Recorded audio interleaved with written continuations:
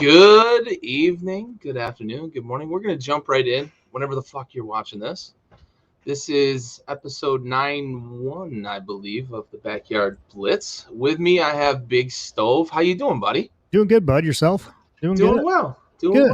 Absolutely. Excited to talk some football. We might get Yes, sir. Andy, we might get Raul later. They're game time decisions as we're talking football. We'll talk injury designations. They are going through warm-ups and trying to figure it out if they're going to be a go tonight. But otherwise, we'll hold it down until they get here. I was late to the party in that group conversation. I started reading. I'm like, wait a second. I can't tell if they're talking about like their basketball practice or if they're talking about themselves. And I was like, yep, they're talking about themselves. So I was like, it's like touche, gentlemen, touche. Yeah, for sure. So gotta have a little fun with it sometimes. Yeah, buddy.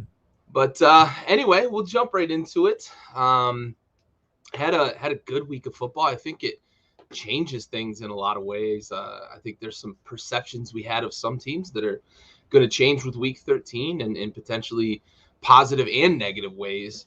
Looking at the way some of these games played out, it's getting to crunch time too, man. We've got 5 weeks left in the season now since we had the additional week, but I think we're starting to learn some things about teams that are going to stay with those teams as they progress through the season. Hey, Dad. Yeah. Hello there, Mr. Senior. Thanks for joining me again, as always. Yeah, I think this is the time of year when we start to realize that teams are, as Bill Parcells put it, who their records say they are, right? Yeah, and a lot of, I heard this over Thanksgiving break, and I can't remember who exactly said it, but don't talk playoff football until after Thanksgiving week. Oh yeah. And that's a good benchmark. It is. It really is, and it's kind of holding true. Because some of these teams that take the Cowboys for example. You have all this hype. They started off good. Not great, but good. And they lost the week before Thanksgiving. They go into Thanksgiving, didn't play best ball, lost in overtime on a field goal, and then came out last week against the Saints, a beat up Saints team, and won last week.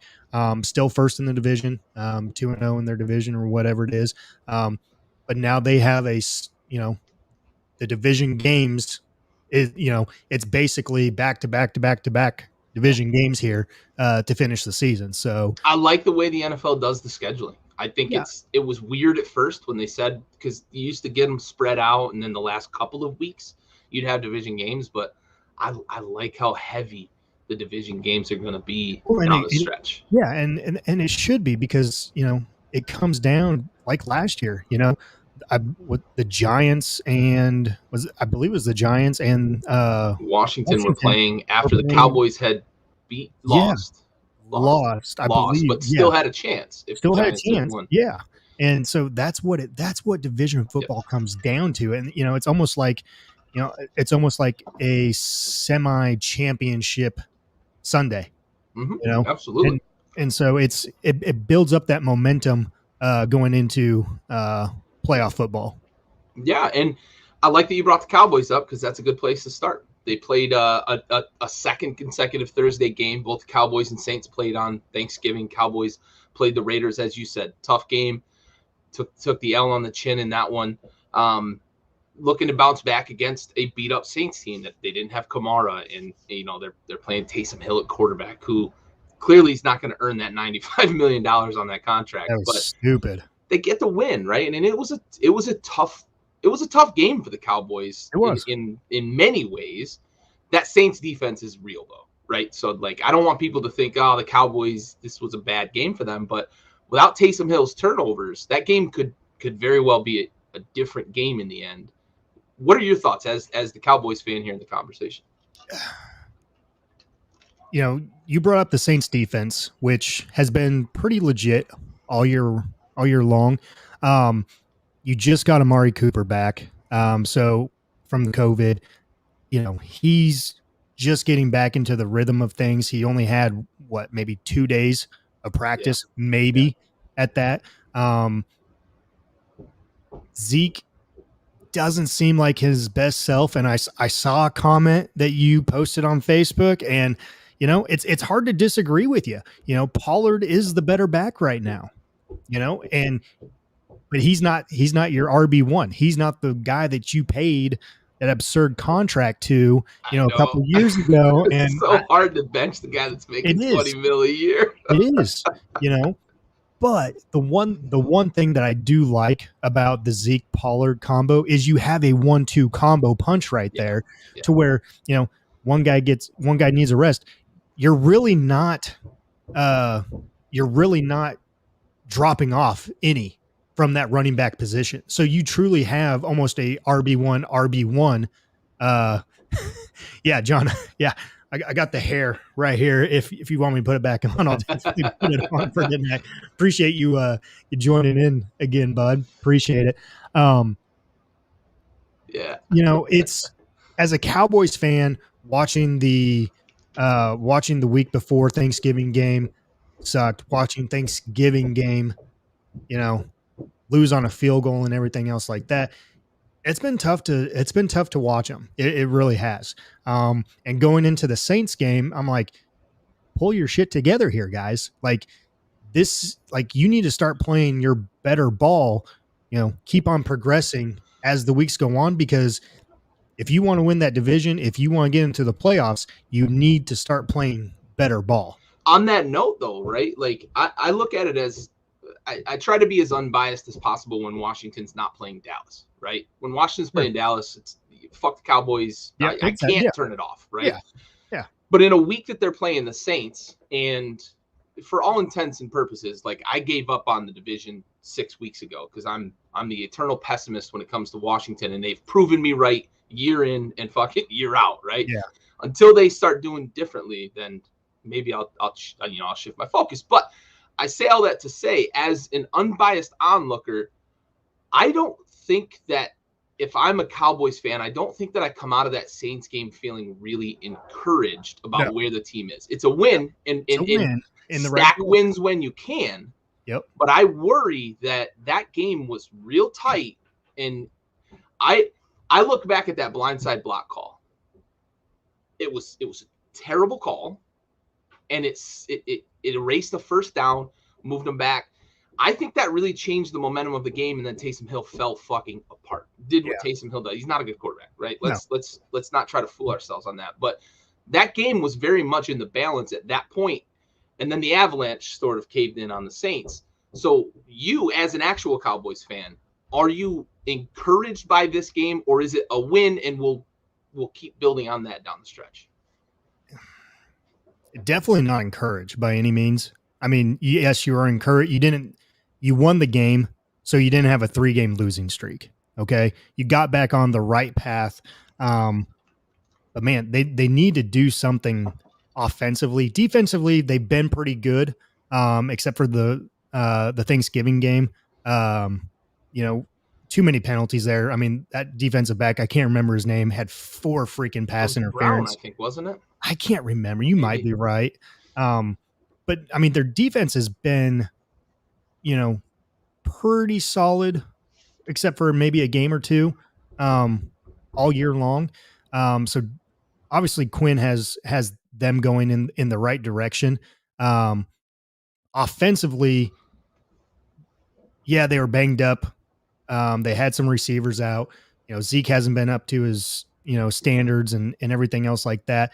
Some of the play calling, and I put that on guy, I can't even think of his name right now.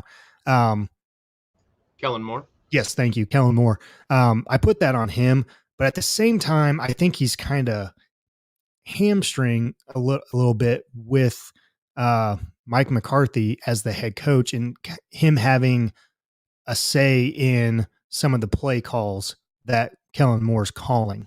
So definitely not feeling. Got my beer delivery because my wife's nice. Great wife. I tell you, I'm scrambling, man. This concert, I got distracted and I'm scrambling to grab beer, but it's all good. But so, it's encouraging that they won, they got back on the right path.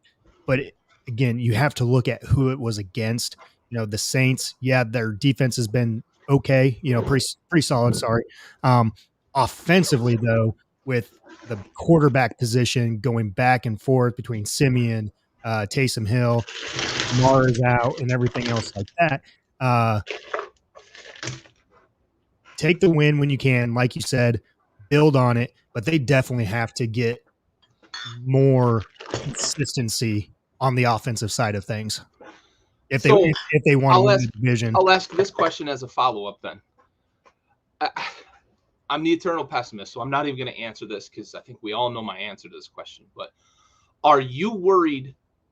Are you worried about Washington the way some of the talking heads on ESPN and in the NFL channel, some of those guys are saying that the way Washington's playing right now, the way the Cowboys are playing right now, they play 2 out of the next 3 games. Mm-hmm.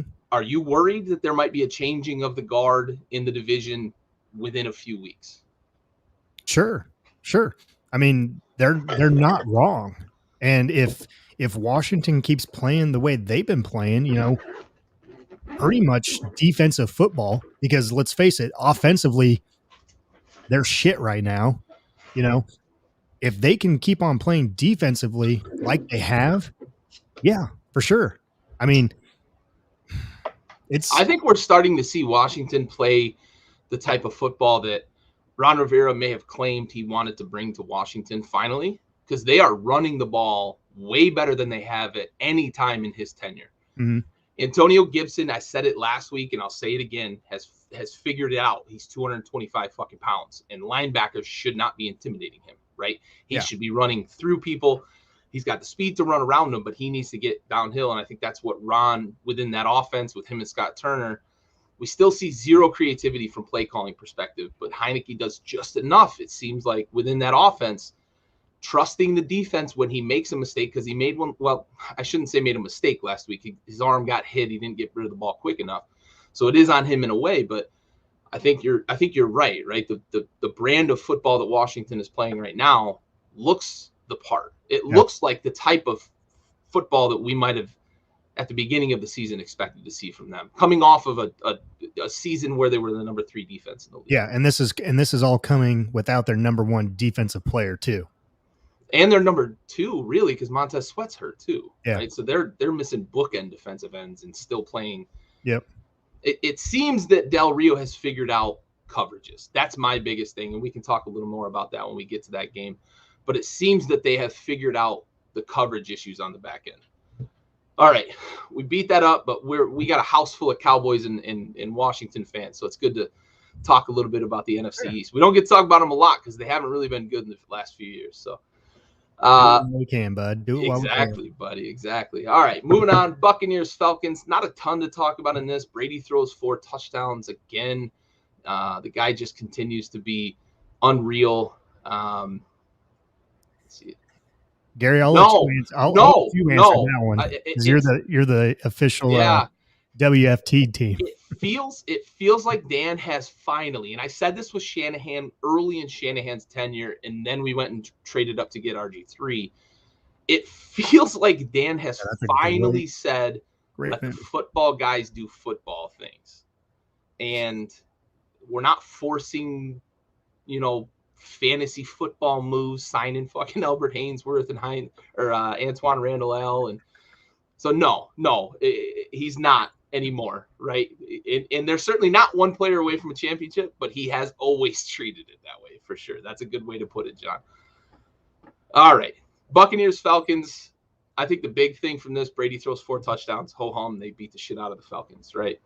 Buccaneers seem to be hitting their stride offensively. If that defense can really turn things on, I think that, again, turns into a championship roster. Yeah, the only thing coming from this, and I've been saying it for a couple weeks, and maybe not much to the group, but to myself and to the wife, Atlanta's going to need to do something in this upcoming draft at the quarterback position. Yes. They really do, and I hate to say it because he's a lifer there. I think he's well respected by Arthur.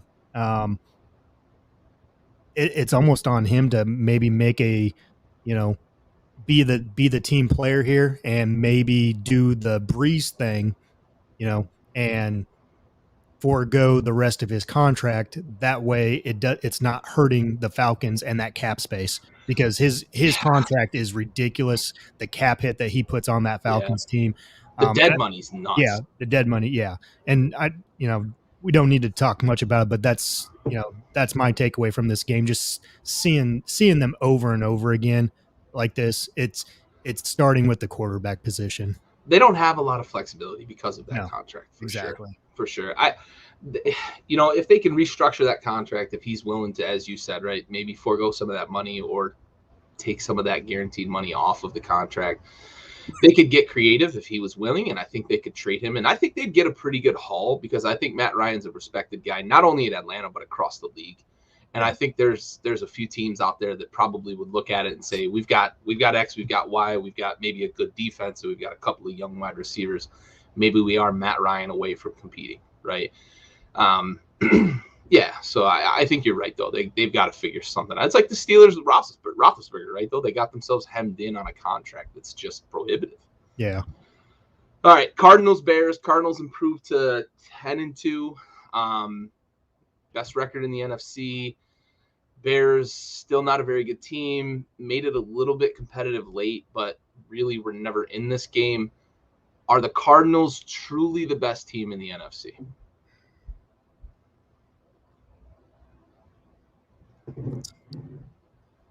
No. Are we going to make an exception to the you are what your record says you are? I know. I'm going to say no.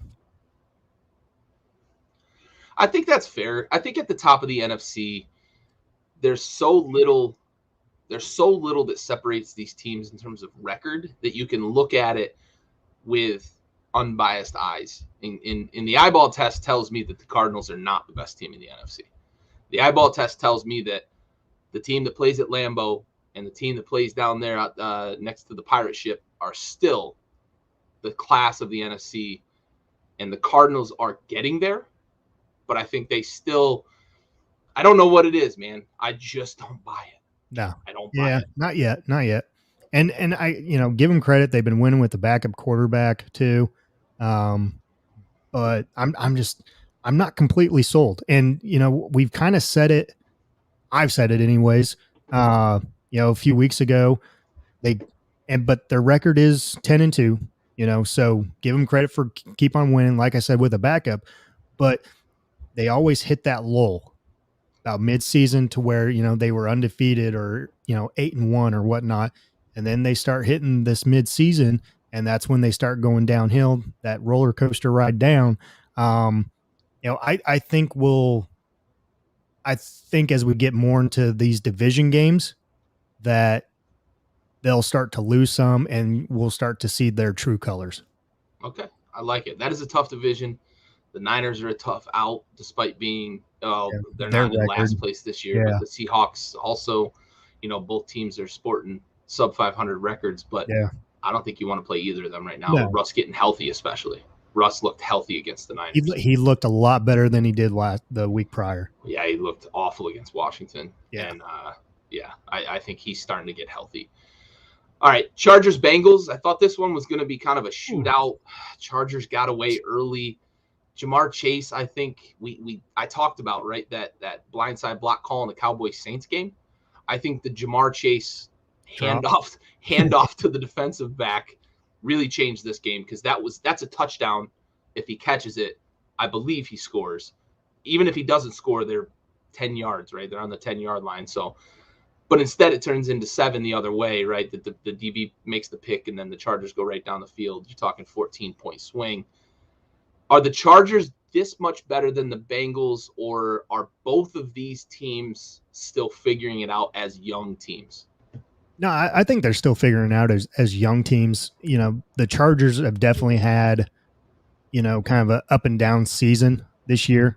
I think a lot of people, including us, kind of had them more atop than where they are right now.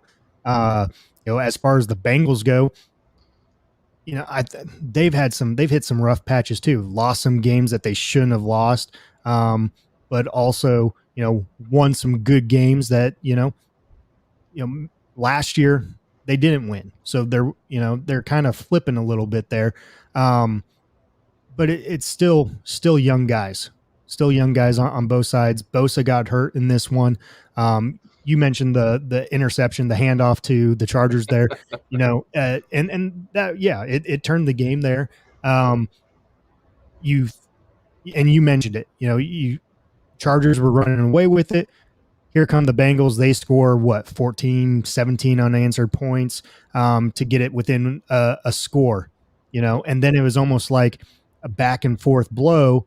And then, the turnover uh, from the Bengals. And here comes the Chargers, and, they go up 14 and they kind of stayed there. And that was basically the ball game from there on out.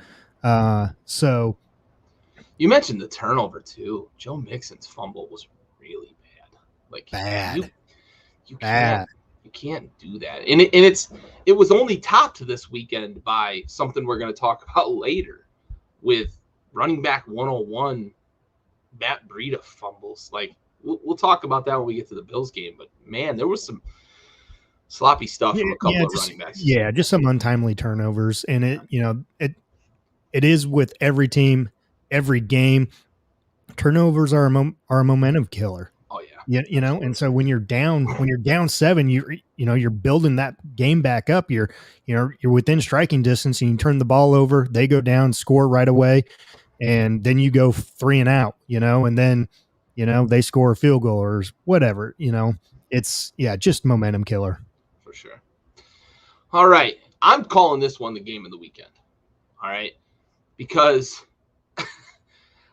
we were so up on the Lions. Oh yeah. And then we were so down on the Lions, and Andy gave up on Dan Campbell, and I can't blame him, right, for some of the decision making. But the Lions pulled it out. Jared Goff to Amon St. Ra, touchdown with a handful of seconds left on the clock to knock off the Vikings. The Vikings look like their playoff chances are shot now with that loss. That's a bad loss. Yeah, put that one on the quarterback. Yeah, you have to. He should have made that stop. You can't call cover 5 in the end zone. Come on, Kirk. What the fuck's wrong with you? I still don't understand how. And I know that I'm guilty of it, and I also get a lot of flack for it in times when I'm not really doing it. But I can't understand how you have a defensive guru as your head coach, and you've had a lead of 7 points in all but one game this year, and you've lost a shitload of them. Not to mention the number of times you've had a lead with less than 2 minutes to go in the fourth quarter and lost those games. Like, Mike Zimmer, what the fuck are you doing, man? But I don't want to talk too much about the Vikings because the Lions are on the board. Got their win, buddy. Pop the bottles. We got our win. Yep. We're not going winless in a 17-game season. They weren't going to go 0-17, which is good, but they got their first win. They got off the schneid. Those boys keep fighting for Campbell, man. I know Andy's a little upset with him with his decision-making, but, man, them boys keep fighting for him. Watch the winning streak start coming here, bud. Yeah, watch it. I think the best part of it was Goff's celebration when they won. And then his girlfriend, right? I sent the video, like, I can't. I mean, gee, mini Christmas, like everyone's freaking clapping and just crying tears of joy over this fucking victory. Crazy, man. No, I'm swimsuit model girlfriend is getting into football, man. Like, how do you win like that? No, that's just play quarterback in the NFL, right? Yeah, that's but no. No, I'm stoked for Andy and the Lions getting their first victory. Gotta cheer for them and everything like that. But let's be realistic here, gents. Like slow your fucking roll. You're professionals. Like, come on, like act like you've been there before. I know, Goff, you've been there before. You were in a fucking Super Bowl. Like, come on, bud. Like, and I wish Mode would be here just to give me his thoughts on the whole situation. Me personally, I'm happy for Mode and the Lions getting their victory. But let's go. Like, that was almost like a high school high school game there They where storm the field, yeah, throw like down the come on, goalpost. yeah. But They hey, win the state title. to each their own, right? Al Bundy scored 4 touchdowns. Jeez, Bundy. All right. Dolphins, Giants. Dolphins put a little bit of a hurting on the Giants. The Giants offense can't do anything. They can't do anything with Daniel Jones. They can't do anything without Daniel Jones. I know it's a win against the Giants, but the Dolphins have rattled off quite a few here in a row. Are you starting to believe that they're the No, team we thought they'd be? no, No? no, No? nah. It's against the Giants, and I mean, we've said it all year long about the Giants, about Danny Dimes, and everything else like that. The Giants suck. Okay, the Giants suck. Yeah, at one point in time, the Dolphins suck too. Yeah. Okay, so I'm not buying it by any means right now. So, All right. Prove it, Dolphins. You got to win a couple more. You got to beat yeah, somebody good, too. yeah. You can't beat the Texans and the Giants and get credit with Stove. I like it. All right. Minshew Mania made an appearance this weekend. Gardner Minshew got the Eagles offense looking like it's potent. After weeks of Jalen Hurts and everybody talking, oh, they're running the ball well, they're running the ball well. They still look like shit because they can't throw the ball. They don't threaten anybody deep. Excuse me. Gardner Minshew comes in and hangs a 30-burger on the Jets. The Eagles win by 2 tutties. Should the Eagles go back to Jalen Hurts? I already know where you're going to go with it. I gave it away. I know. You did, but as a fan, I'm going with you on this one because as a fan of Minshew Mania, I'm going to say no as well. It's hard not to like the guy, a product of Mike Leach. Incredible. Up there at Washington State.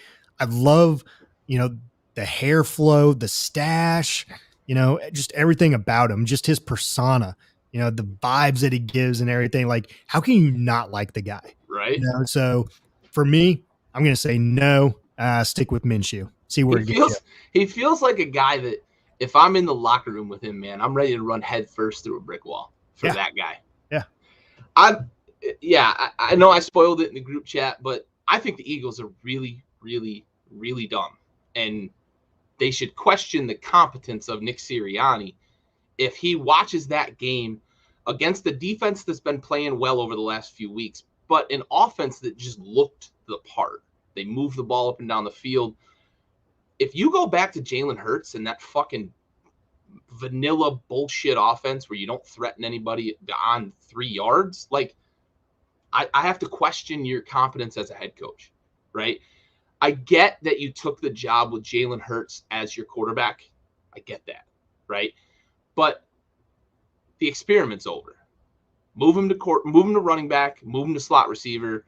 I don't give a shit what you do with him. If you want to have him as a gimmick guy, he's not a starting quarterback in the NFL, period. You can't go back to him. My opinion, you just can't go back to him. Gardner Minshew should be starting in this league somewhere. The Jags, he won games with the fucking Jaguars, man. Like, come on. All right, moving on. Colts dismantle the Texans as they should. Jonathan Taylor, another big day, 143, I believe, and 2 tutties. Who wants to play the Colts in December? Who wants to play the Colts in January with that run game? I wasn't a big believer in them to start off the season. I haven't been a big believer of Wentz.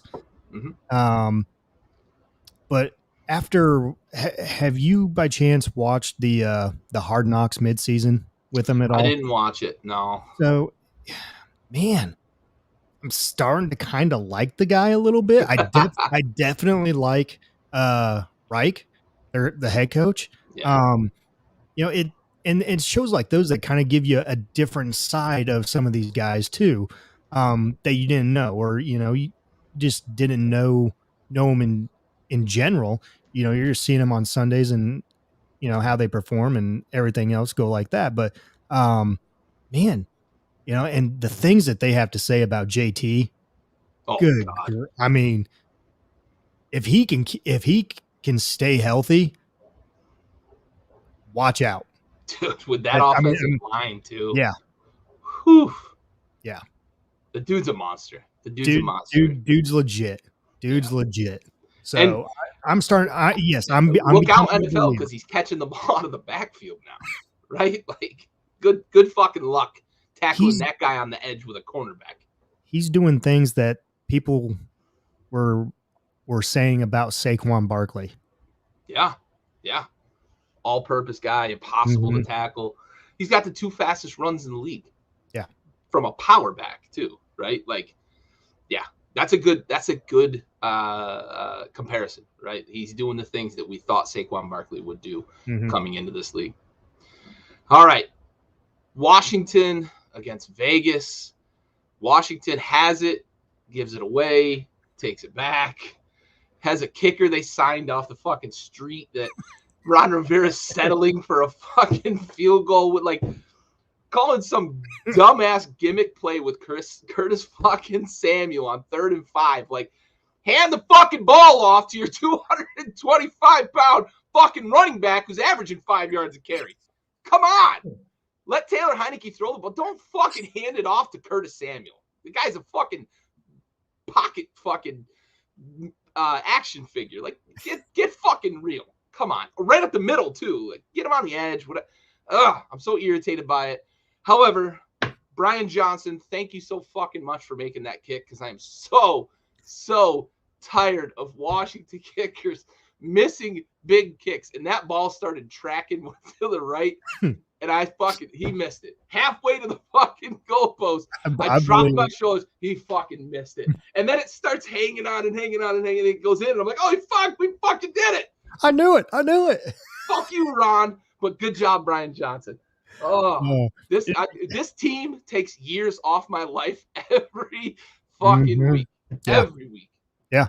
Well, and the video that I sent you guys last night, and you hit it on the head there, with the guy, Heineke trying to explain to the guys they're going to take a knee here, and like having to explain himself why he's taking a fucking knee, like blows my fucking mind. Why you're questioning on why you're taking a fucking knee?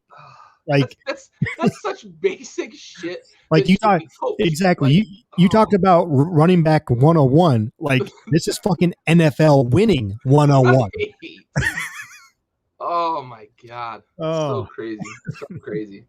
I will say this though, Vegas is a team that has infinite fight, right? I have to always give it to them because they are never, ever, ever out of a game.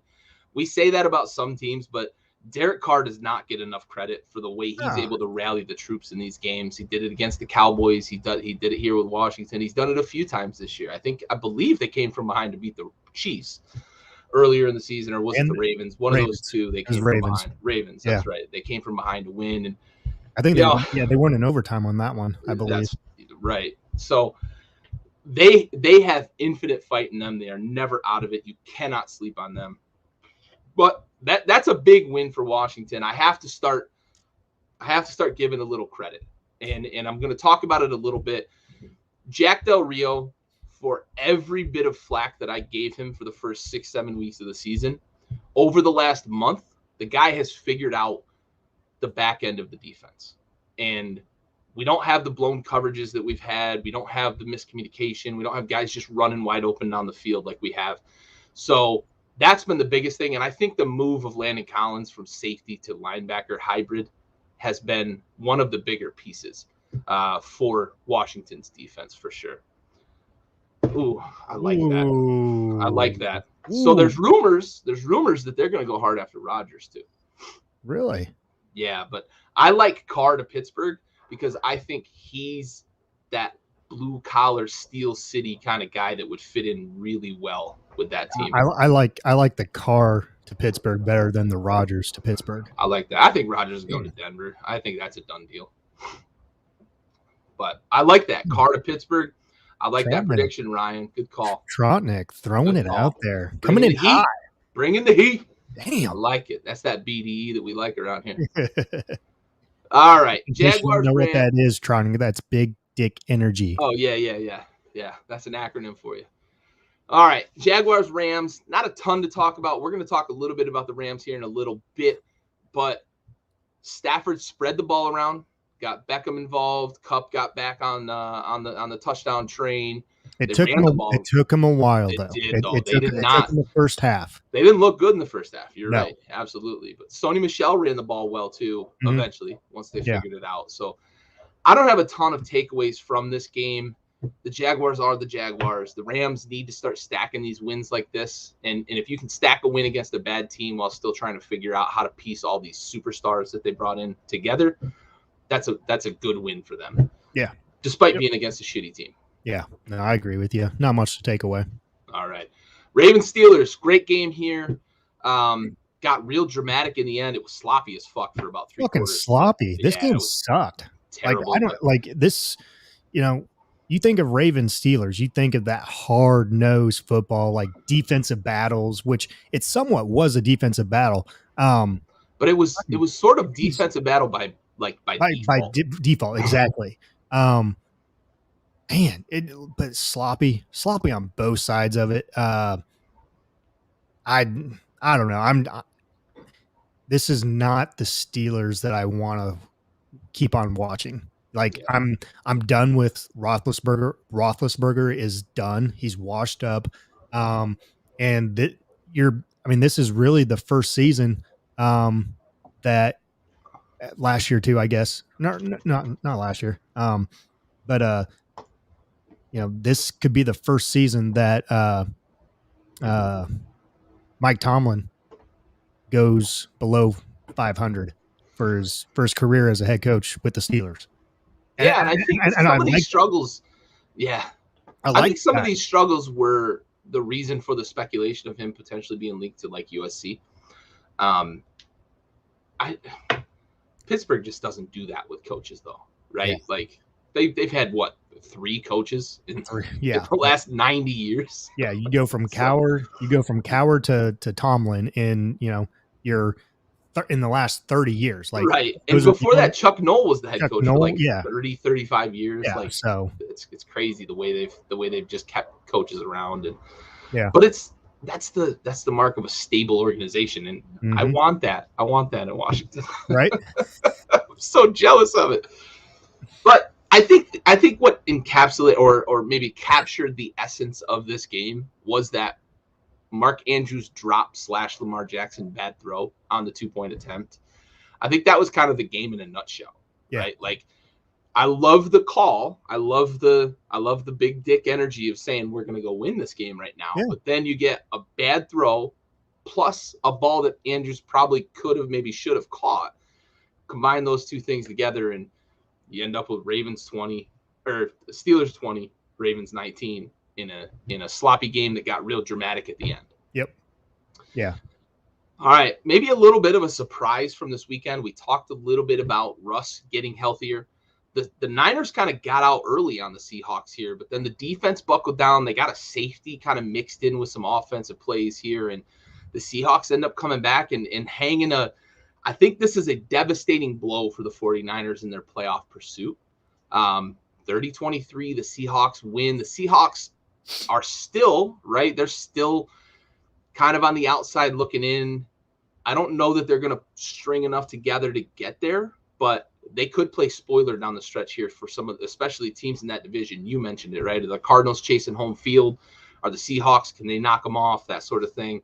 I think that's the big takeaway for me from this, is that this game probably ends the 49ers' pursuit of the playoffs and signifies the Seahawks potentially playing spoiler for more than just the 49ers down the stretch. Yeah. No, I totally agree with you. And, I would have picked 49ers in this game just because I really didn't see Russell, being healthy like he showed this past weekend. I thought he came back a little too soon. And you saw it in those first couple weeks. He just didn't look himself. The Seahawks have just been playing bad football. Like, that's not the Seahawks that you come to know too. Like, and that's weird to say, because you don't see that with Russell and Pete Carroll in the Seahawks in general. Just like you don't see that with the Steelers and Mike Tomlin. Like it's kind of a changing of the guard, so to speak, with some of these teams, letting some of these other teams kind of take the reins in that division, you know, this year. But no, totally agree with you on this one. Love the take. Seahawks ended the 49ers chances, and I think they're going to start to play a little bit better. Russell's going to play better now. He's getting healthier with that finger, to where they're going to make a push for the playoffs. So yeah, love it. Excellent. All right, Broncos Chiefs. I think this game played out maybe as we expected. The Broncos defense has been playing really, really well the last few weeks after a lull mid-season where they were not able to stop anybody. Last few weeks, they've really put the clamps on teams. Sertan looks like he's going to be a fucking all-pro, and they've got a shutdown guy in Denver for a long time. But that offense can't do shit. And I know the Chiefs defense has been playing better, but when you hold Mahomes to as little passing success as he had, you've got to capitalize and you've got to beat the Chiefs in a game like that. But Broncos end up 22-9, a couple of turnovers, a couple of bonehead plays. They went for it on a fourth down that they didn't get when they could have kicked a field goal. I get the aggression because you're playing the Chiefs, but that offense is not what it was last year. It's not what it was in 2019 as well. So I think teams need to start approaching them differently, taking points. Maybe Fangio should have taken some points when they had a chance early in the game to close the gap a little bit. But I think this game, combined with the Chargers beating up on the Bengals and being kind of the enigma that they are, I think this game signifies the Chiefs are still the top dog, but the AFC West is catching up. The Broncos have a good defense. If they can get a quarterback that can make some plays, Javonte Williams is the real deal too. Like, quietly, that dude is awesome. And they've got a running back there for the next 5 to 10 years. But the Chiefs are still the top dog in that division. Change my mind? No, I will agree with you on both ends here. Chiefs are still top dog, but the other teams are catching up to them. And the gap ain't a canyon anymore. Exactly. And we saw it early on in the season too, where, the Chiefs were giving up 30, 40 points week in, week out, and then their offense was getting stopped, and everyone was just like, what the fuck's going on here? Like, this isn't the Chiefs offense. We're used to throwing up 30, 40 points against every team, Yep. Kelsey, have 2 tutties a game, and Mahomes throwing for over 400 every single game, like that stuff was not happening this year. So yeah, I totally agree with you on this one that, yeah, Chiefs are still the team to beat there in the AFC, but that gap, it's not this big anymore. It's this big. Yeah. So that's what she said. Yeah, no, for sure. That offense is struggling mightily, and it continues to struggle too. Like they can't seem to figure it out. And if that defense doesn't play the way they've been playing, moving Chris Jones back to the inside was a good move. The dude didn't belong on the outside anyway. He's such a monster on him and Aaron Donald. It's unreal what they do in the interior of the defense. Yeah. All right.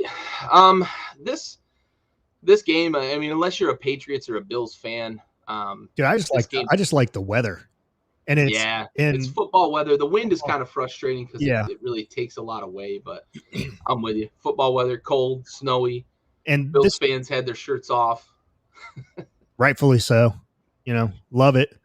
That's BDE there too. But when you throw 3 passes, you know what the other team is going to do. Literally, what the other team is going to do. You were out there in warmups. You couldn't kick. You couldn't throw. Like, the ball was going whichever direction the wind was taking it. So what the other team is going to do. And you couldn't stop them. Like,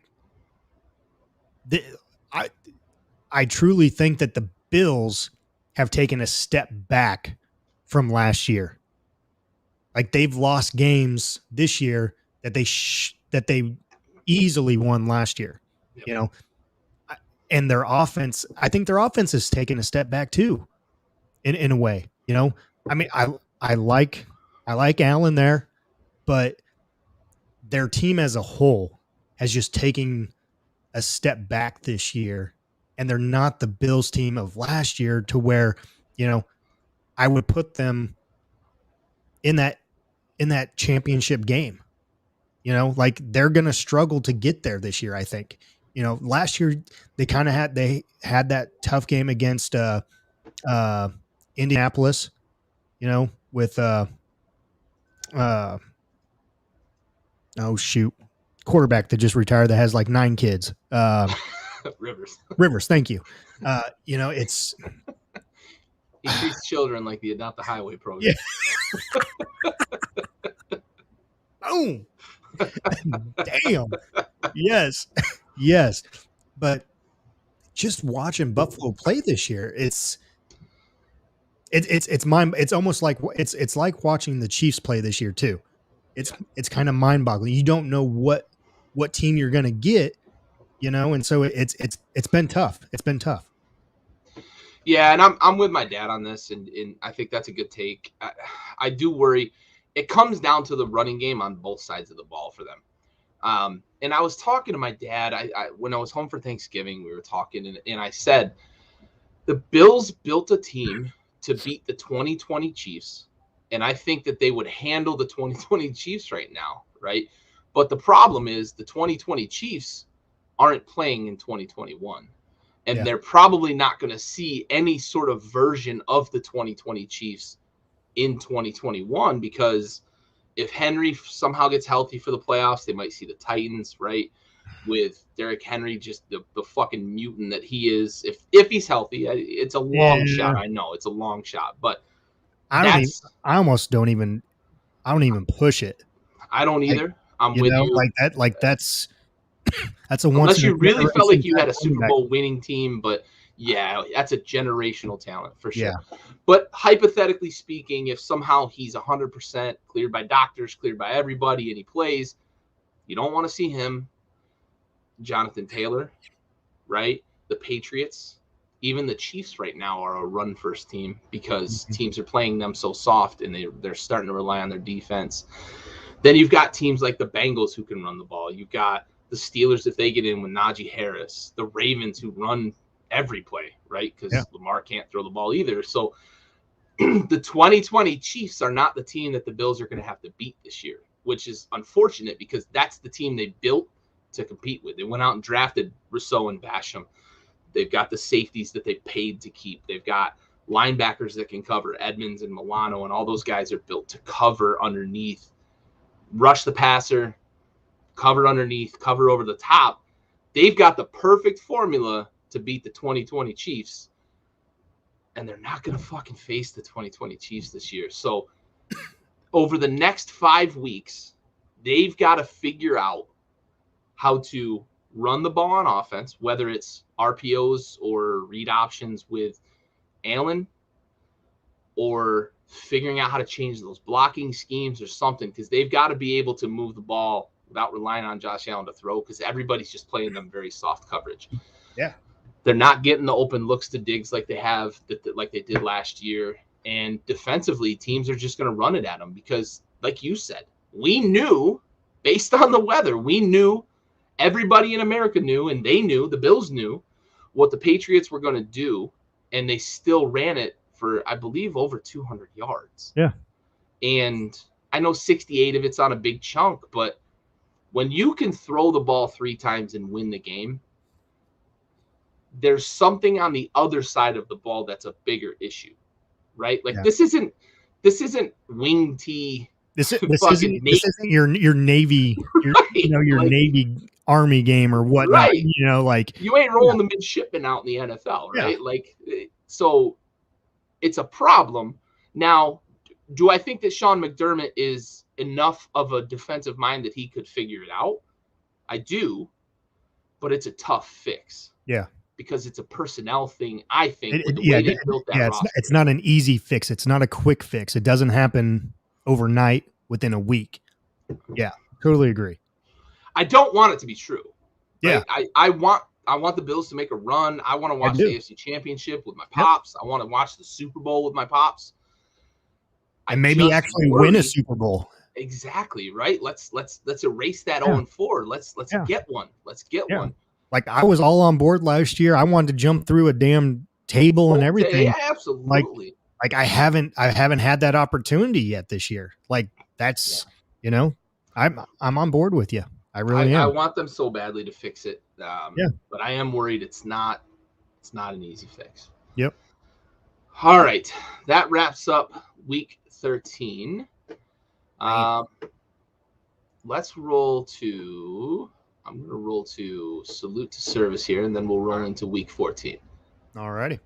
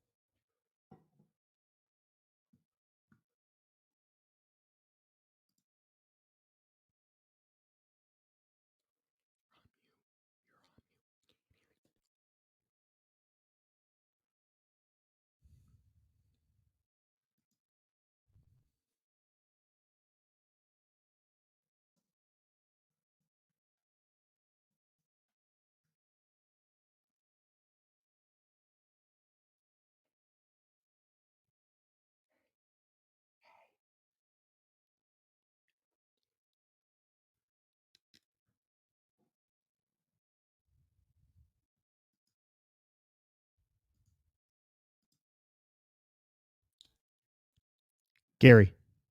Hey, Gary. Oh, dude, have I You, been muted the whole time? you've been on mute the whole time, so yep. All right, Yeah, we're gonna roll. We're gonna do it again. yep, redo. All right. Tonight's episode goes to Marine Corps Corporal Eloisa Zavala. Corporal Zavala was 20 of Sacramento, California. She died March 10th of 2020 in an incident involving a medium tactical vehicle replacement truck in the United Arab Emirates. She was serving with Combat Logistics Battalion 13 as part of Exercise Native Fury. I've said it a number of times. I'm going to say it again. We train like we fight. We fight like we train. Sometimes these things do happen in the line of duty while preparing for exercises. The incident occurred as she was deployed out of Camp Pendleton, California. She was awarded during her service the National Defense Service Medal and the Global War on Terror Service Medal. Corporal Zavala taken way too soon. We have the watch.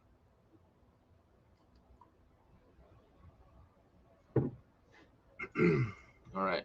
I guess I had a practice run on that one. Yeah, all good, bud. All good. Oh, man. We'll figure this technology out. You'd think I fucking work in technology or something. Jesus Christ. It's all good, buddy. All good. All right, let's try to transition. My boneheaded folly gives us a little bit of levity Hey, on the real transition. quick. Yeah, Absolutely.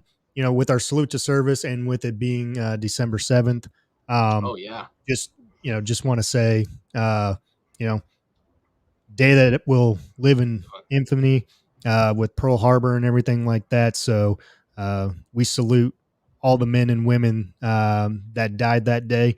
And, really it was the start of World War II, our involvement anyway. So this one's for them and their families as well. So.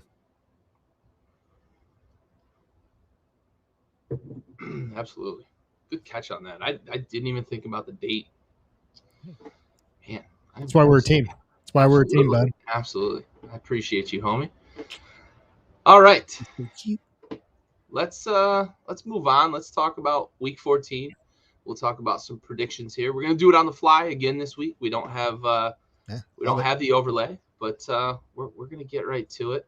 Starting on Thursday night, we have Steelers, we have Vikings. Steelers are coming off a big divisional win, looking to keep that momentum going, potentially keep that 500 or better streak going for Tomlin, potentially get in the playoffs as a swan song for Ben Roethlisberger.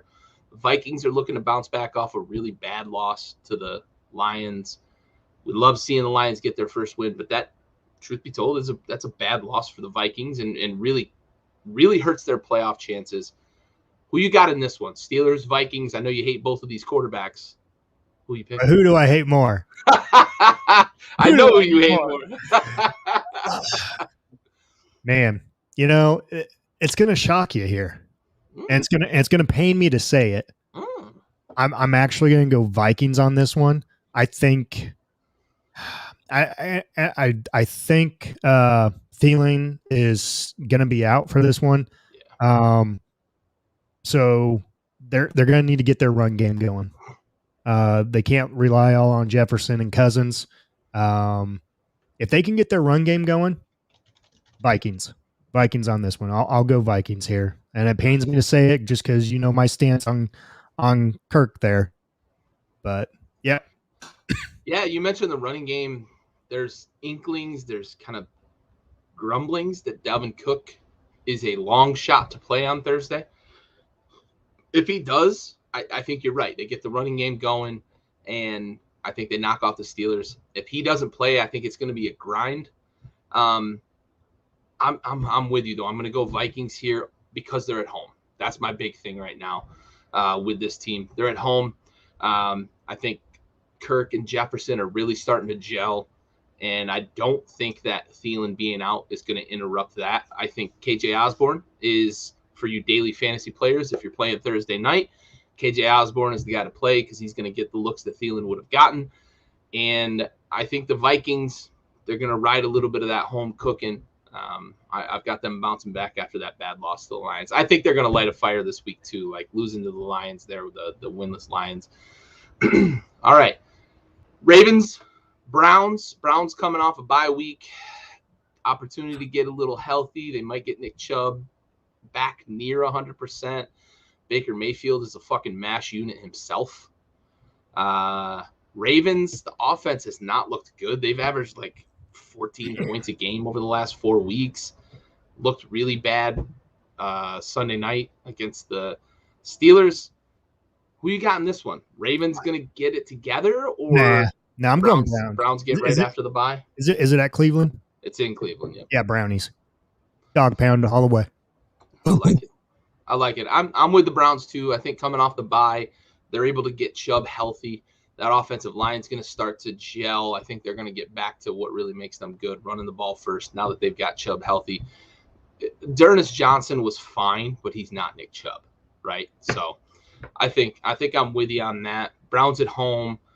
I think the Ravens, and we're going to talk a little bit about Lamar here in a moment, but I think the Ravens are really hitting a spot where they're having trouble getting things going on offense. Yep. All right. Jags, Titans. Titans heavy favorites. They're at home. Jags are 2-10. No, fucking Titans. No chance? All right. Nah, I'm with you. it. No chance. No. I'm with you. All right. Raiders at the Chiefs. Chiefs are heavy favorites in this. Is that warranted? No, not at all. Not at all. You're picking the Raiders on the road. Raiders on the road. Sorry, man, I like that energy. And I'm going to follow suit. Yeah. I'm going to follow suit because I like what Derek Carr brings to the table. And I think the Raiders are going to be able to move the ball against the Chiefs. And the Chiefs have not figured it out on offense. Give me the Raiders, probably a tight one. Yeah. Mid-20s, maybe 26-24, 27-24, something like that. I like it. I like that energy.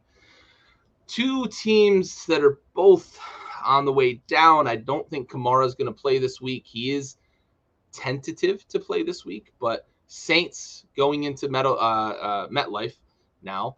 to play the Jets.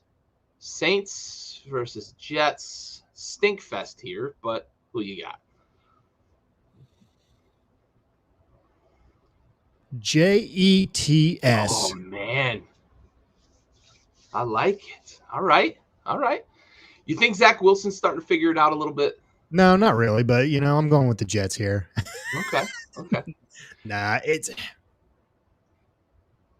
I liked what I saw from him and Elijah Moore last week because Elijah Moore had clear chemistry with both Mike White and Joe Flacco, and Zach Wilson has started to find him.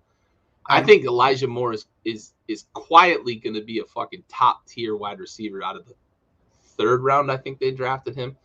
Third round synergy, the mid round pick like Terry McLaurin, my boy.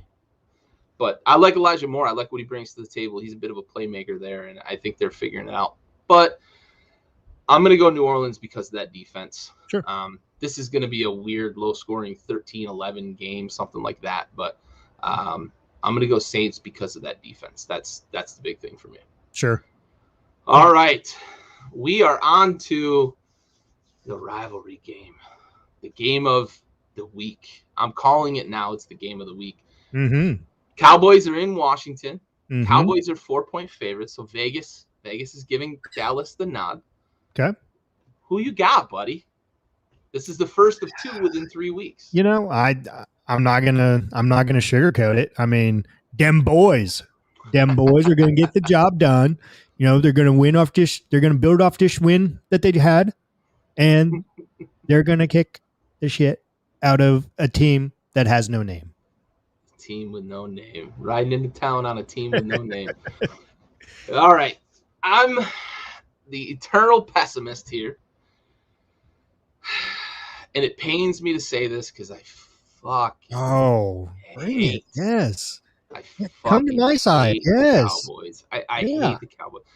I don't know if I'm legitimately just being negative and being a pessimist about it, but I'm picking the Cowboys because I still don't trust the Washington defense against a team that has several weapons, right? They've done it against some teams that have a name or two. Waller was out Sunday for the Raiders, which helped.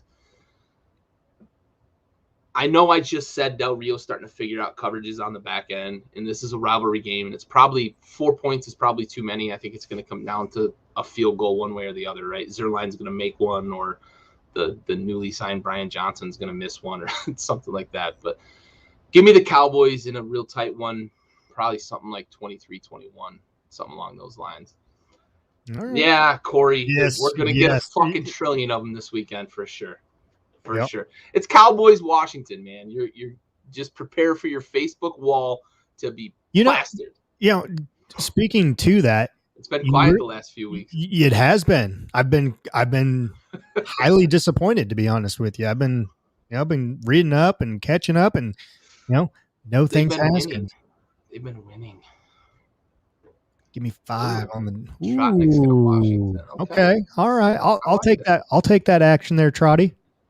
Listen, little insider tip. I may be just riding the wave of like pick against Washington and they win. And they win. Yeah, I knew that's where you were going. Yeah, I knew it. It is possible. Hey, that might be a little bit that may creep into my mind. All right. Falcons, Panthers, couple of 5-7 teams. Cam got benched late in the game before their bye week, and then had the fucking audacity to go on in his post-game conference and say, just because you have Cam Newton doesn't mean you're guaranteed to win the game. Well, fuckface, I counter that with just because you have Cam Newton means you're probably going to lose the game because you suck. You suck. You stink on ice. I don't know what happened to him. He used to be a playmaker. He ain't a fuck playmaker anymore. So I don't know why freaking Carolina gave him a $10 million contract either. I mean, they had the money, I guess. Maybe. That shit. Like, you could have done way better than that. Yeah, dude. Could have bought a couple Ferraris instead. Who you got though? Falcons, Panthers? No, I'm going Falcons on this one, and it's Carolina just fired their offensive coordinator Joe Brady, who, Matt Rule didn't like that they weren't running the ball enough, You're fucking running it 30 times a game. You're right. Like, You want to run at 40? I mean, McCaffrey hasn't been healthy all season long. Like, what the fuck else do you want the guy to do? Like, this one's on Matt Rule, and it's going to show here. Like, I do not like the firing of Joe Brady at all, especially mid-season. You know, when you haven't had a quarterback, you haven't had your number one running back all season long. Like, not his fault. Definitely not his fault. And he was doing what you asked him to do. You wanted to run the ball more, you're running the ball more. You guys were averaging 30 runs a game.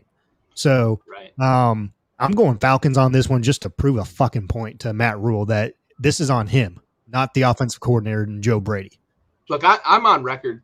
I love Matt Rule. I wanted Washington to hire, right? I'm on the record. Yeah. This is a bad move. Yeah. This is Ron Rivera cutting Dustin Hopkins, right? Like you're just finding an excuse for your incompetence. Yes. Right? You didn't get a quarterback. You went and got Sam Darnold. You missed, right? So just take that on the chest. Like, you should have known what you were getting because the dude sees ghosts. Right. Right. And I can understand a little bit of the hubris, right? Like, he's in a bad system in New York. He's in a bad place that had bad management, bad personnel, no good roster around him. Maybe we can reclaim this guy. But just take that one on the chin because it didn't work. Yeah. Right? Just take that on the chin. Let's move on. Joe Brady's not the problem in Carolina. The fact that you don't have a quarterback, as you said, and when healthy, the most complete back in the NFL, you haven't had him all year. This one feels, even without him, they're still running the ball 30 times a game. Yeah. I'm with you. This one's on Matt Rule. This one feels like a guy who felt some pressure and thought, this is the move I need to make to save my job, which doesn't make sense to me. No. Because they're only in year 2 of the Matt Rule experiment, and they've still got a lot of draft capital left on that team to address things like the quarterback position, to address things like running back depth. Maybe Chuba Hubbard's not the guy to back up McCaffrey, but yeah, this one hurts me because I have sang Matt Rule's praises several times on this show, and I campaigned hard on Facebook for the 12 people that read my posts, the 12 people that haven't got sick of my posts. Yeah, but I campaigned hard for Washington to sign him. This one hurts. And it also doesn't make sense too. You bring in Cam Newton, okay? He's just beginning to start to understand the playbook. And you give him a new offensive coordinator. And then you fire your offensive coordinator, and now you're going to have, somewhat of the same plays, but a little variation. And so now he's having to relearn the offensive playbook.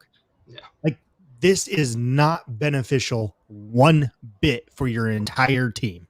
So with you, I've got the Falcons. Give me the Falcons. I'm with you on this one.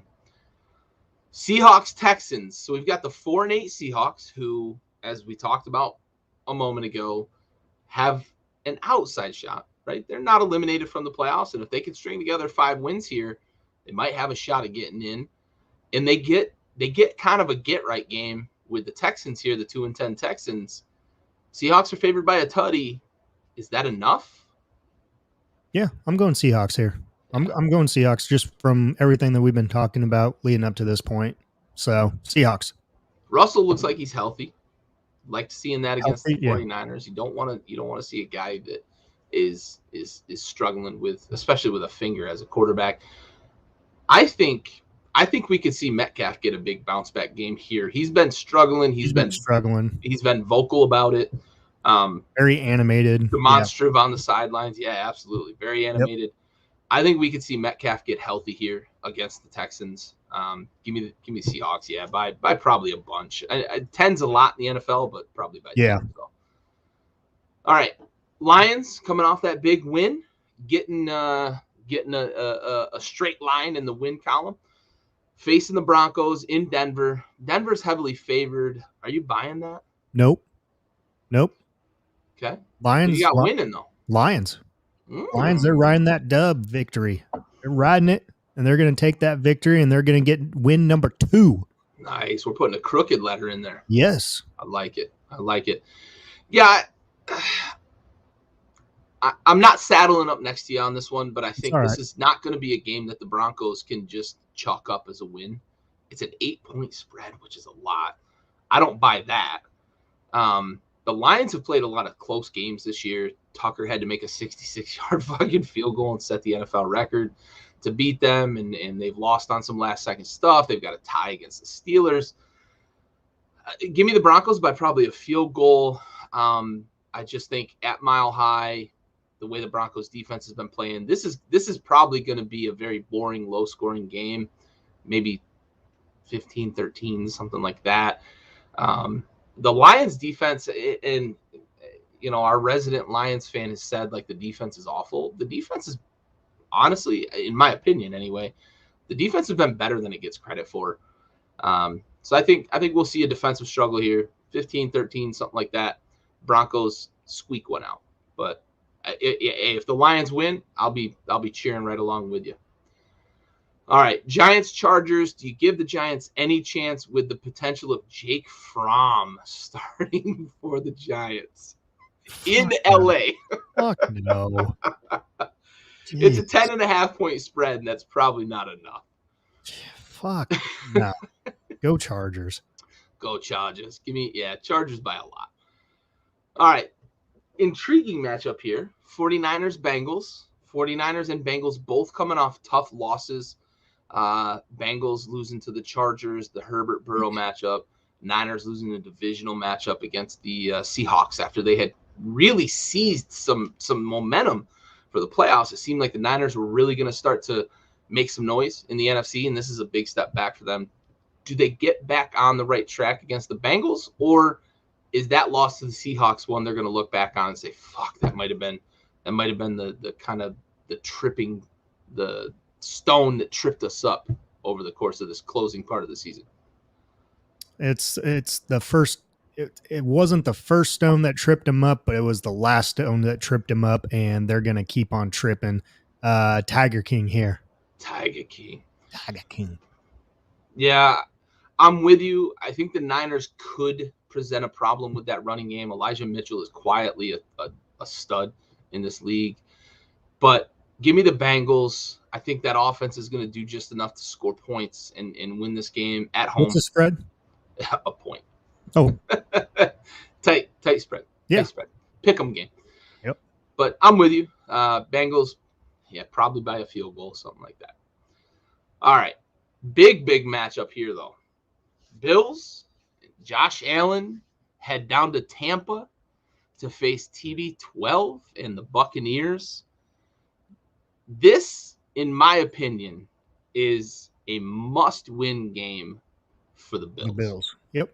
It is. I don't like saying that when you're playing a team like the Buccaneers, but you can't drop another one and expect to catch the Patriots because Patriots have a pretty favorable schedule down the stretch. They're playing a lot of AFC East teams. Who you got in this one? Are the Bills going to be able to salvage their chances at the AFC East crown, or are they going to have to start thinking about wild card weekend? I think I'm going to jump on the Bills Mafia train here. Go with your dad. Josh Allen brings the BDE and gets the victory here. A much needed victory. And I think this will be the game that propels the Buffalo team in the right direction and starts playing like the Buffalo team that we were coming to expect coming off of last season. So Buffalo starts their championship run in week 14. Yep. I like that. Book I like that a lot. I thought I was going to be on a little bit of an island here, but it's clear that we're building a flotilla together. Yeah. I'm all in on Buffalo this week. I think that loss to the Patriots stings them enough that they figure it out. Absolutely. Yeah. I've got a shootout in this one, though. This is going to be fun. Yeah, this is going to be fireworks. Yep. If this is the 4:00 game that you get, you better fucking tune in. Yeah. Because give me Bills 41, Patriots 38. This is going to be a fun one. I think Josh and Tom are going to go back and forth. I think the Bills are going to start to get real healthy on offense in this game because the weakness of the Buccaneers is that back four, back five, when they're in their nickel packages. Their DBs are really, really fucking destitute right now. I think they're going to get healthy down the stretch, and we're going to see a different Buccaneers defense in January. But right now, give me Josh Allen, give me Stephon Diggs, give me Gabriel Davis, give me fucking Cole Beasley, give me Dawson Knox. Let's go. Shootout. Let's go. 41-38, Bills Mafia. No one circles the wagons like the Buffalo Bills. Love it. All right. Bears Packers, probably not a lot to talk about here, except the fact that Aaron Rodgers still fucking owns the Bears. Yep. Enough said. Rams Cardinals. Is this where we start to see the Cardinals come back to the mean and the Rams start to assert themselves as the best team in the NFC West? Yes, it is. It truly is. And if it's not, if the Rams lose, then it might make me think the top team in the NFC.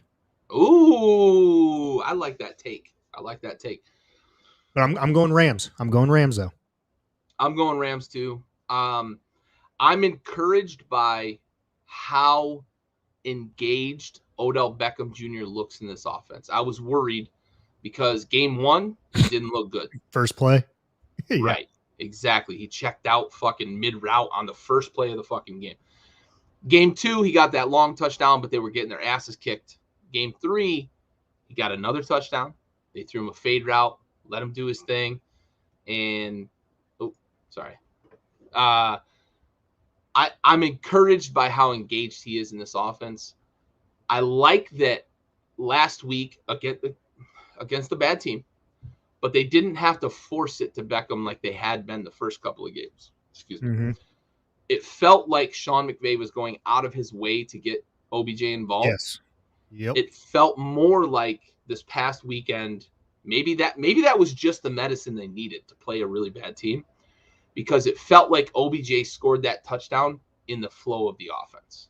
Yeah. It felt like they were spreading the ball around. It felt like Cooper Kupp. They ran the offense through Cooper Kupp a lot more this past weekend.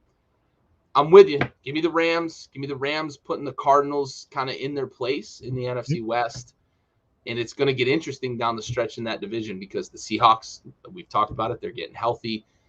The 49ers are always dangerous with that running game. And obviously the Rams and Cardinals sit atop that division right now. Yep. All right. That wraps up the Week 14 preview. This is the last week of bye weeks, too. It feels so weird. Ooh, nice. It feels so weird having buys in fucking Week 14, man. Yeah. It's crazy. I look at, like, my fantasy rosters, and I'm like, how the fuck do I have people on bye this week? Yeah. Yeah. Oh, good Lord. It's crazy. Yes, sir. But they stretched it out. They had a couple of weeks where two teams had a bye, that sort of thing. So they made the 18-week, 17-game schedule work. I think teams that are on buys, the Colts, the Patriots are two notable ones on bye this week. I think it comes at a perfect time for two teams that are peaking and can get healthy and regroup during a bye week, both coming off wins, and make that stretch run. So I think it's advantageous for those two teams. So all right, we are going to move on to cap or facts.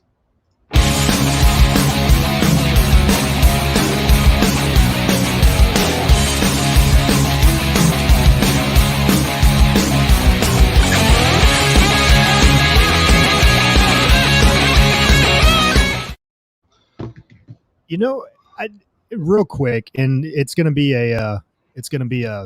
one of those throwback to the 90s type thing, but that almost just reminds me of like Saved by the Bell type, just 90s sitcom, 80s sitcom. It's awesome. All right. Our first cap or facts.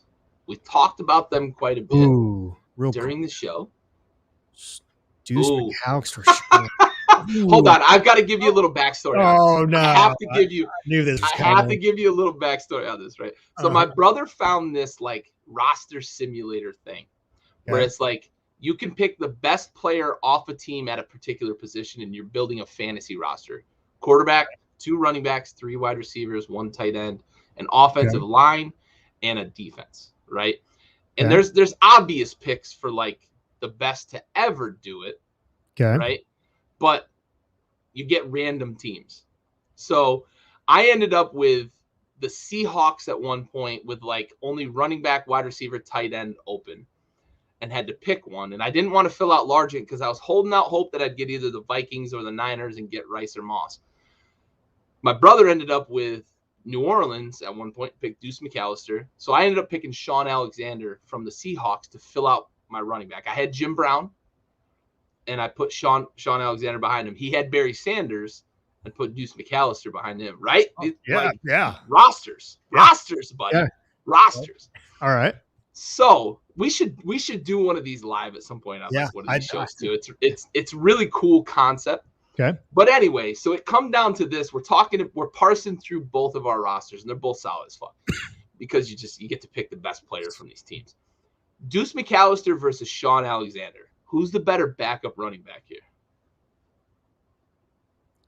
I gotta go with your brother, Deuce McAllister. Really? Yeah. Over a guy that had the NFL record for touchdowns? I'm going with Deuce McAllister. Wow. I am. Yeah. Yeah. Golly. Yep. Man, what did Deuce McAllister ever do? Oh, that's crazy to me that you picked him over Sean Alexander. Yep. Man. All right. Well, I fucking conceded, I guess. Look, I'm outnumbered 2-1. I have to concede. Man, what got into you? You're already conceding it's 2-1. Like, I know. Like usually you're sitting at top of that mountain all by yourself. I'm trying to recruit people. Let's go. Who's coming with me? Bloody murder here. Hashtag thanks, Haskins. Anyway, my hashtag thanks Haskins during that whole thing was I rolled the Jets 3 times. Ugh. 3 times. I grabbed the Rex Ryan defense because I was holding out for the Ravens, but I didn't get them. Yeah. So I was like, I'll grab the Jets defense because that Revis-led defense was fucking awesome. Oh yeah, Revis Island. Hell yeah. Then I got Keyshawn Johnson, and I was like, okay, I've dodged a bullet with the Jets. I got a big possession guy to go with. Was this Keyshawn Jet or Buccaneers? Keyshawn Jet. Okay.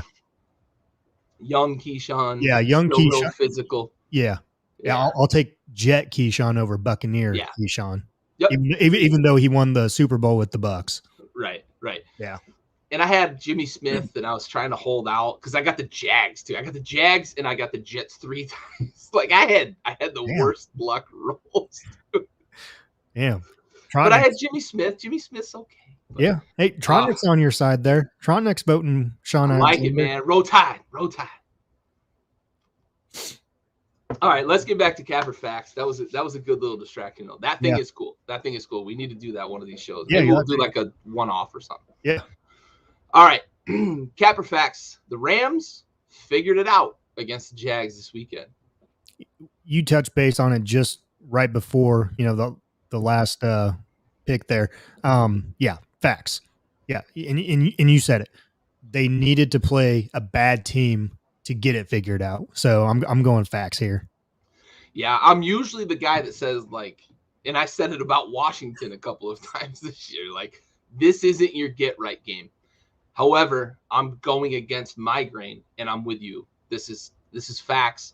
I think what they needed to do was get their playmakers in the end zone and emphasize the fact that like everybody can get healthy within the scheme, within the mechanisms of this offense. So I'm with you. Facts. It was good that they played that team to be able to get healthy like that. All right. Capper Facts. The Cowboys can compete with the other division leaders in January. That's an important caveat because we're talking about putting the defense in a suitcase, putting the running game in the suitcase, and being able to play in bad weather potentially. Floor is yours. No, I'm going facts. I'm going facts here. I know I've been kind of hard on them with the couple of losses that they shouldn't have lost and everything else. But I truly think that they can. I really do. So I'm going facts on this one. I was so in between with this one, and I still am. Like I have an answer, but I'm like I have so little confidence in my answer. Mm-hmm. I'm going facts, but I have a caveat for said facts. My caveat So we're is waffling.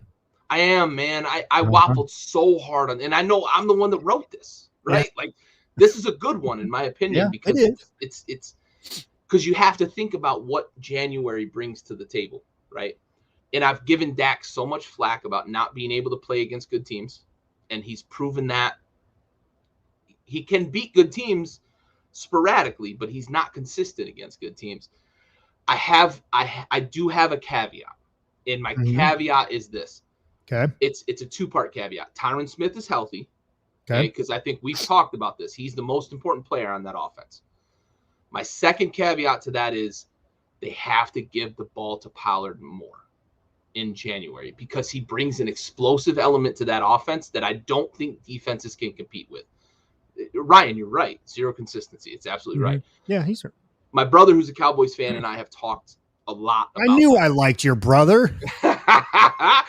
We've talked a lot about that, though, right? Like Dak doesn't bring consistency to the table. The Cowboys as a whole don't bring consistency.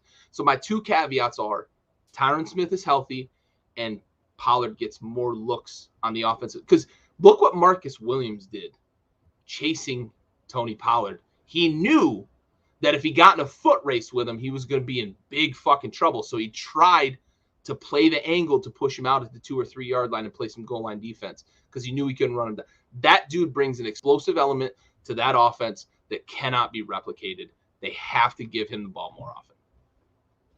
Yeah, and Tronic just said playoffs take consistency, and that's the opposite way of the Cowboys.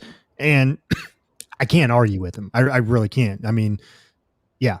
I mean, that's Here's my counter to that though. The question is not are the Cowboys going to win the Super Bowl? The question is can they compete with the other division leaders? Competing is playing a tight game, maybe losing. So their last two games here, okay? Their last two games are in January. Okay? Last two games of the season have the Cardinals at home. So is it going to be the Cardinals that we have come to know in the past couple of years? Right. If it is, could be a victory. Or is it going to be the Cardinals that are They're 2 games ahead in the NFC West? Exactly. And then the last game of the season away at Philadelphia. So there you're playing in the elements, Mm-hmm. But that's your litmus test. What quarterback are you getting with the, True. Are you getting Minshew? Are you getting Hurts? Are you getting Hurts that, has shown signs sporadically of, a quarterback that could be a potential franchise quarterback? Or are you getting the Hurts that, turns the ball over, that can't throw downfield, So I mean, these next couple of weeks are definitely going to be a good test for the Cowboys to see, like Trotnick said, can they be consistent? For sure. All right. Last Capper facts here. Capper facts, Lamar Jackson is actually holding back the Ravens offense. I know you wrote this. I don't know which. I think I know which direction you're going. I'm probably 90% sure. I'm definitely going facts on this one. Just can't throw the ball. I was watching him the other day, and Josh Freed, who chimes in on here too.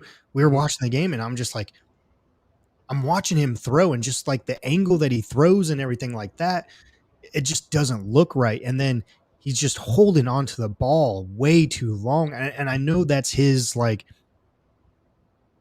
style, that's his way.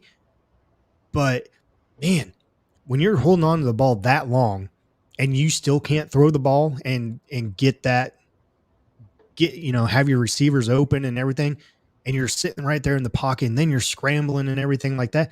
Like, dude, you need to like learn to throw the ball away too at Yep. times, You or got to get be able to give up on a play. yes, and he hasn't learned that, and I'm not sold on it. So yeah, facts on this one. Yeah, and I'm gonna bring up a play that convinced me to bring up this question. And I think this play not only convinced me to bring up this question, but also convinced me. Hear me out, Ryan. Hear me out. This is the play that convinced me to bring up this question, but also the play that I think convinces me that right now, this iteration of Lamar Jackson is actually holding back the Ravens offense. Okay. They're in field goal range against the Steelers, who they lost to by 1 point, right?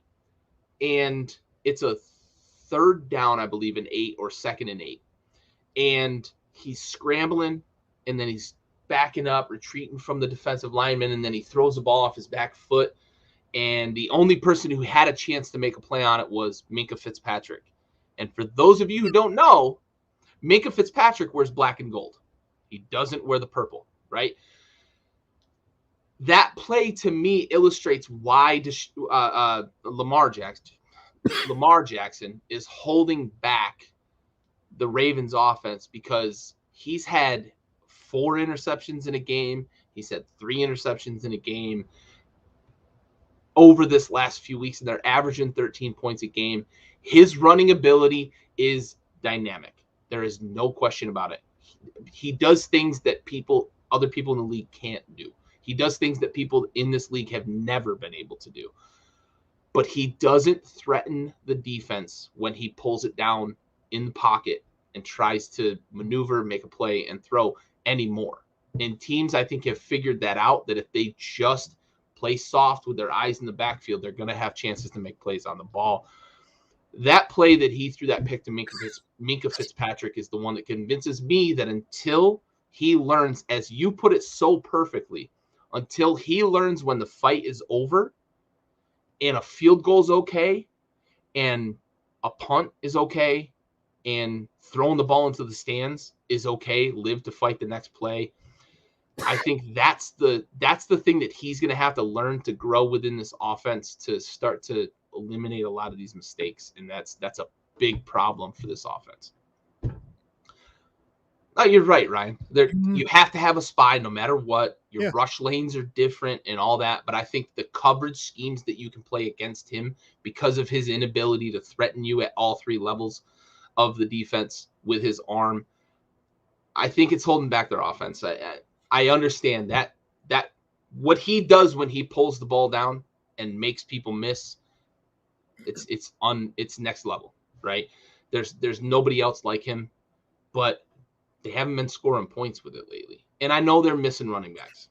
I get that also. But anyway, any closing thoughts on Lamar? Nah. All right. All right, so we've got our last couple of segments here, but I want to take a moment to remind everybody before we get there. You see it scrolling across the bottom, backyardsportsmedia.shop, your one-stop shop for apparel. I've got the hat, I've got the hoodie in the background, we've got mugs, we've got koozies, we've got all sorts of stuff at the shop. Support the brand, head over there, backyardsportsmedia.shop for all your needs with backyard sports apparel. Now we're going to move on to one of our favorite segments. Thanks, Haskins. Oh, there we go. God, you're too good at this, buddy. I got you, bud. You got one thing, I got the next. Yeah, man. All right, my thanks, Haskins, for this week. I'm going to a well that we talk about pretty frequently. The goddamn refs, man. Like, it's just this weekly fucking combine here, because I was going with the refs as well. I think we're gonna hit 2 different ones, so I think it'll be good. We can double tap. Fuck the zebras. Like, this is getting out of control. Mm-hmm. I'm watching the Cowboys Saints game, and I see a dude make a block in the backfield that happens 1,000 times a game, and it's clean, it's legal, and I see a flag on the field, and then I hear them say illegal crackback block. Mm-hmm. Yep. What the fuck are you talking about? He's in the backfield.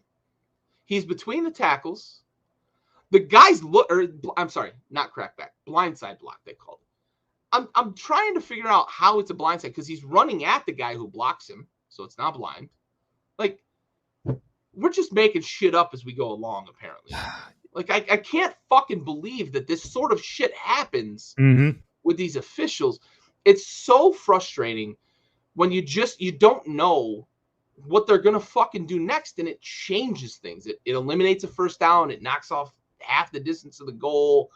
And the Cowboys probably win that game anyway, but like that essentially set the Saints back. If I'm a Saints fan, I'm fucking livid about that shit. You're just making shit up as you go along, and it's so stupid. And even fucking Mike Pereira's in the booth like, yeah, I don't know. Yeah, I got nothing. Fucking the dude who toes the company line every fucking week even says like, you're a fucking idiot. Yep.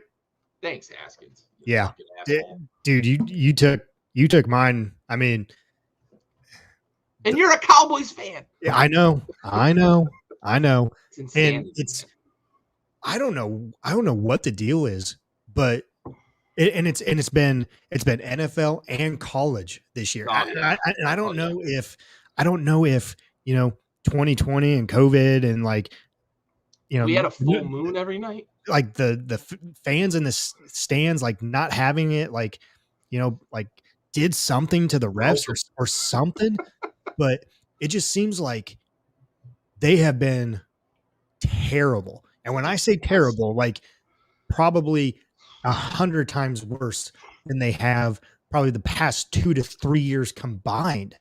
Like you said it several times, like, are they just making shit up this year? Like the calls that they're calling. And when you have your head of officiating, like you just said, Mike Pereira in the booth, and he has no answer. Like he's like, he's dumbfounded too.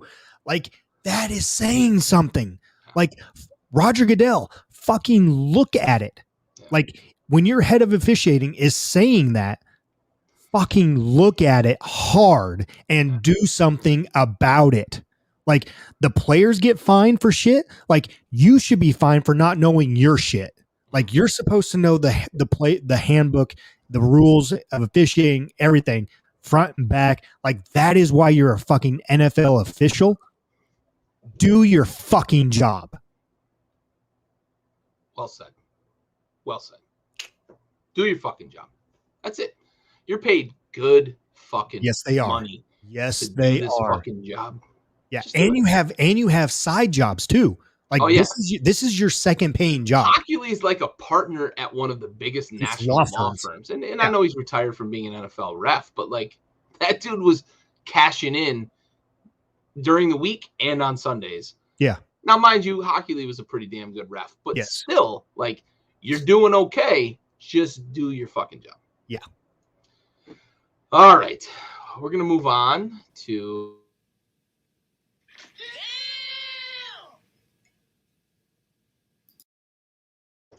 Yeah, buddy. I love that clip. I know, right? That's such a perfect choice for it. All right. I'm going to pass to you. All right. Damn K moment this week.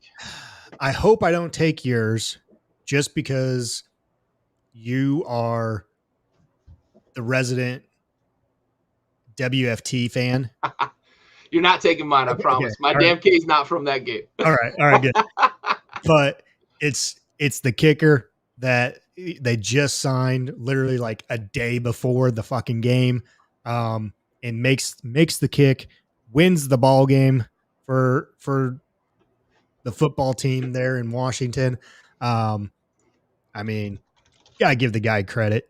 Coming in cold, everything else like that. I mean, yeah, damn K. Yeah, for sure, man, for sure. I'm gonna go a little off the reservation here, and I'm gonna quick make an aside, Ryan. I'm gonna come back to that last comment you have. Yeah, I do want to talk about that because I think that is a big problem. Yes. However, my damn K moment is Gronk in the post-game interview. I did not see this. he starts like talking about, that felt real familiar from back in the day, and just kind of poking at Tom during the post-game interview. And I love when Gronk gets fucking Tom. Oh yeah. When he pokes fun at Tom, it's so fun because you got the frat boy with the, his craziness, his party boy attitude, and you got Tom who's just buttoned up, fucking say the right thing at all times, unless he's drunk, throwing the Lombardi from boat. Exactly. Get him a few beers and an avocado smoothie. Yeah. You can get him riled up. But I love the way that Gronk and Tom, they just offset each other, man. Yeah. They just complement each other so perfectly. And the way that Gronk gets at him in post-game interviews, I fucking love it. And for that, that's my damn K of the week. Nice. All right, we're going to hop back, and we're going to talk about this little comment here that Ryan Trotnick posted, because he hits it fucking right on the head. I have to say, this is the most perfect comment. And we've talked about this, but I love seeing this from the viewers, because this is so perfect. The officials are fucking spectators so often. And I know that Jerry fucking, and I forget his damn last name, he was called out by Chris Collinsworth once. Yeah, how often do you end up just watching the ball or watching these crazy plays? And you're like, oh no, we've got mechanics that we get. The fuck you do. I see you watching the ball. I see you watching the shit and then making a call. You're fucking wrong.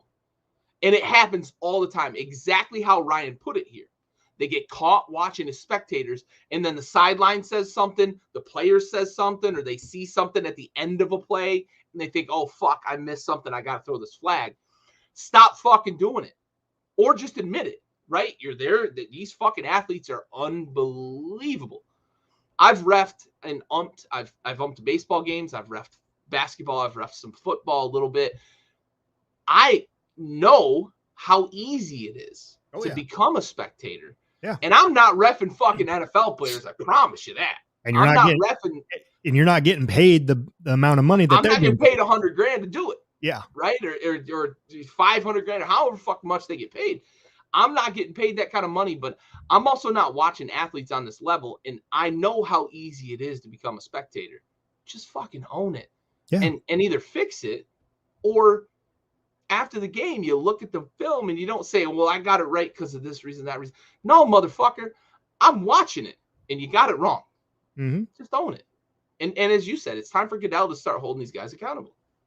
Something needs to happen, because it's just gotten so ridiculous. And, the game has evolved throughout the years. You have more instant replay. So we have more angles and more replays of the plays that are happening. And so then you're seeing, and you have the commentators, the analysts in the box that are calling out the plays too.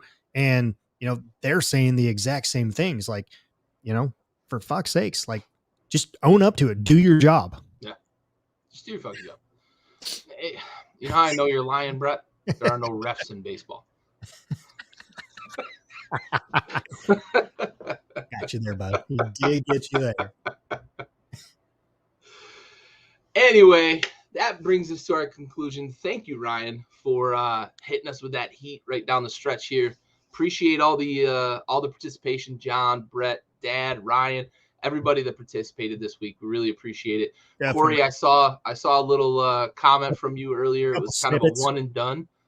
Buffalo, or two and done. Buffalo can suck it, and then the billion Haskins for sure. But hey, Corey, we appreciate you every single week. We appreciate everybody that joins the show, participates, give us shit, talk shit to us. We talk a lot of shit. We can take it as well. But thank you to everybody out there. Big Stove, any closing comments? Thanks, guys. Thanks. We truly, really do appreciate it. Like Gary said earlier, backyardsportsmedia.shop.